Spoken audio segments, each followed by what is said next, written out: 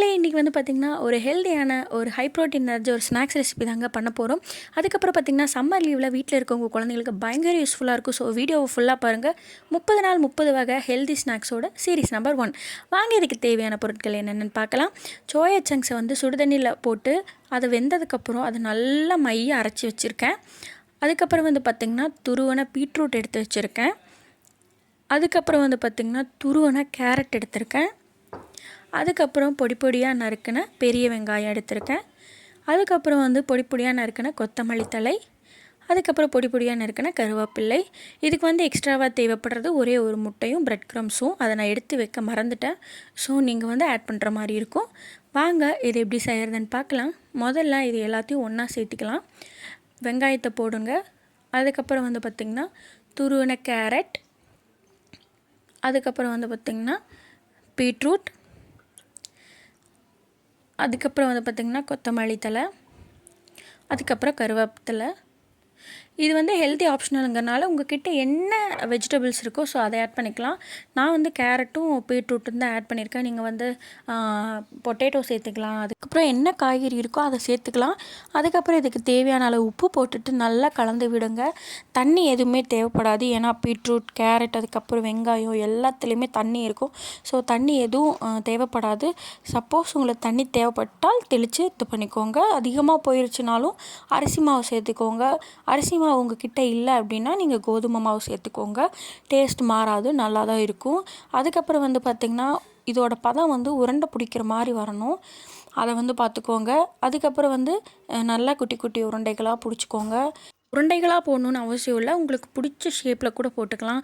Round ஷேப்பில், cutlet மாதிரி போடலாம், ஹார்ட் ஷேப், எந்த ஷேப்பில் வேணால் போடலாம். நான் இன்றைக்கி உருண்டையாக தான் செஞ்சுருக்கேன். அதுலேயே ஒரு டூத் பிக்கை குத்தி லாலிபாப் மாதிரி குத்திங்கன்னா நல்லா விரும்பி சாப்பிடுவாங்க. ட்ரை பண்ணி பாருங்கள். அதுக்கப்புறம் ஒரே ஒரு முட்டையை மட்டும் உடச்சி ஊற்றிக்கிங்க. எனக்கு இத்தனை உருண்டைகளுக்குமே ஒரே ஒரு முட்டை தாங்க தேவைப்பட்டுச்சு. அதுக்கப்புறம் வந்து பார்த்திங்கன்னா முட்டைக்கு தேவையான அளவு உப்பு போட்டுக்கோங்க. ஆல்ரெடி நம்ம சோயா சங்க்ஸ் கலவையில் வந்து உப்பு போட்டிருக்கோம். அதை பார்த்துட்டு போட்டுக்கோங்க. அதுக்கப்புறம் வந்து பார்த்திங்கன்னா மிளகாய் தூள் ஆட் பண்ணிக்கோங்க. நம்ம வந்து காரத்துக்குன்னு பச்சை மிளகாய் எதுவுமே சேர்த்துல. ஸோ அதனால் வந்து லைட்டான காரத்தில் இருக்கணுங்கிறதுக்காக நான் இப்போது இந்த ஸ்டேஜில் வந்து மிளகாய் தூள் சேர்த்துறேன். அதுக்கப்புறம் பார்த்திங்கன்னா நல்லா பிளெண்ட் பண்ணிக்கோங்க. எல்லாத்தையும் நல்லா மிக்ஸ் பண்ணிவிட்டு ஒவ்வொரு உருண்டைகளாக போட்டு முட்டையில் வந்து கலந்துட்டு அதுக்கப்புறம் வந்து பிரெட் க்ரம்ஸில் போட்டுடுங்க. இது உடஞ்சி போயிருமோ முட்டையில் போடும்போது அப்படின்ற எந்த பயமும் வேண்டாம். இது நல்லா அழகாக நிற்கும்.